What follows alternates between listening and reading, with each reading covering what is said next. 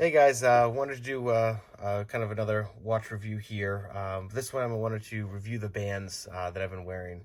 A lot of people talk about what the bands are like when you first unbox them, open them up, and how they look and they feel when they first open.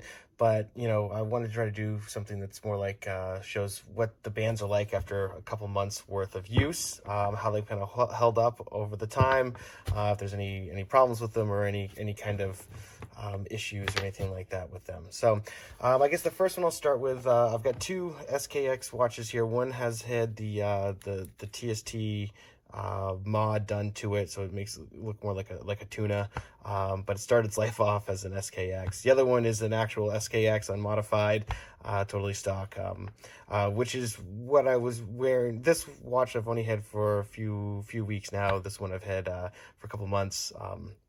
And this is usually the one that I wore most of the bands on. But to kind of get started, the first one I had was a Zulu Diver. I believe this is the Zulu Diver 284 Italian rubber. I was looking everywhere for a yellow band. It's really hard to find yellow bands right now on the internet in the diver style.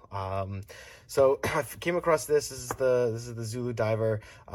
It is first thing I noticed, it was very soft, very pliable, right? It's not anywhere as stiff as the polyurethane band that comes stock with the watch. A lot of people criticize this band, but I actually kind of really like it. I like the feel of it.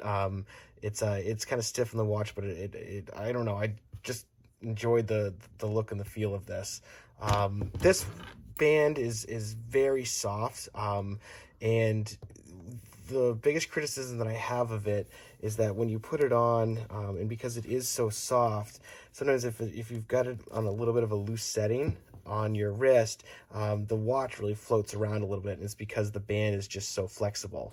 As I got to use it more and more, the band also has like this slight elasticity to it, but it's almost like a taffy. I don't know how to explain it, but it doesn't like snap right back. So it is kind of an interesting feel.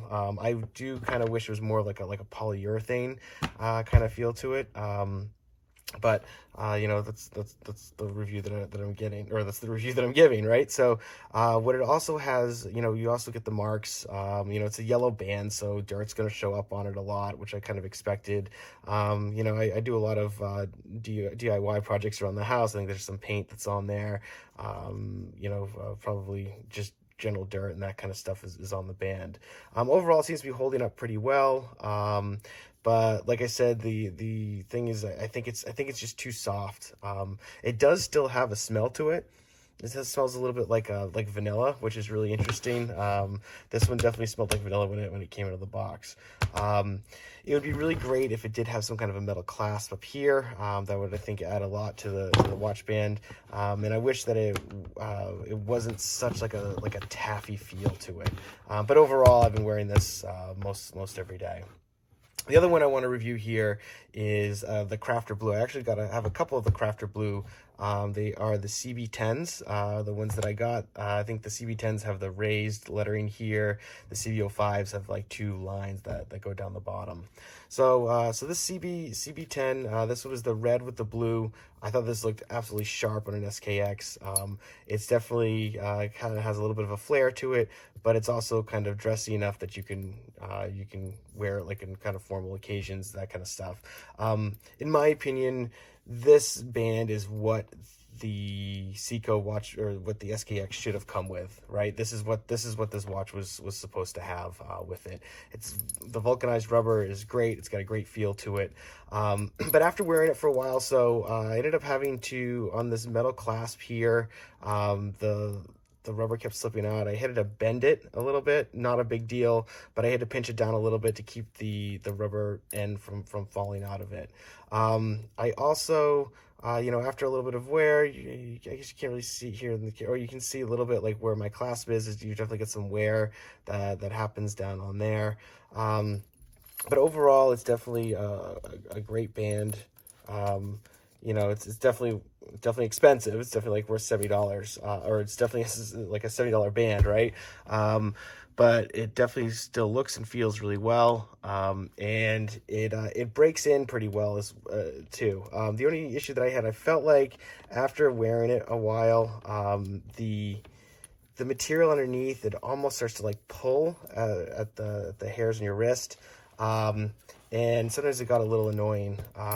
But it was, I mean, it's been a great band. It breaks in, which is kind of what I like to see. Like I hate it when things look brand new all the time. I like things to kind of look worn in, look like you've worn it for a while. You know, and so this metal bar here definitely, I guess, patinaed or scratched up pretty quickly, which I was actually kind of excited about. I was kind of like that, which was great. After wearing this, I definitely like the blue, but I'm definitely more of like a bright color flare kind of person. So I went on and actually purchased the red one. What's interesting is that this red one is actually softer material than this blue and red one. So the blue and red one definitely feels more vulcanized. It's definitely like a little bit stiffer of a feel. This red one is definitely a little bit more pliable. It's definitely more of a rubber feeling to it. But I wore this one as well for a little bit. You can see it's a little scratched up. Definitely, actually, I wore it around Christmas, you know, Christmas time. But it was you know, both of which are still really good watch bands. You know, I definitely like them. I would definitely recommend them if you've got an SKX. You know, they've definitely been great. The last one here is a Barton watch band. You know, this is like a cheapie that I bought on eBay. I think it was like $15 to $20, somewhere around there. If I just take this band off here, give me a second, pop this off.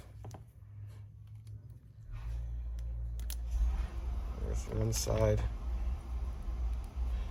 There's the other side. One thing that's nice about the Barton bands, as a lot of other bands are now, is that they've got this quick snap.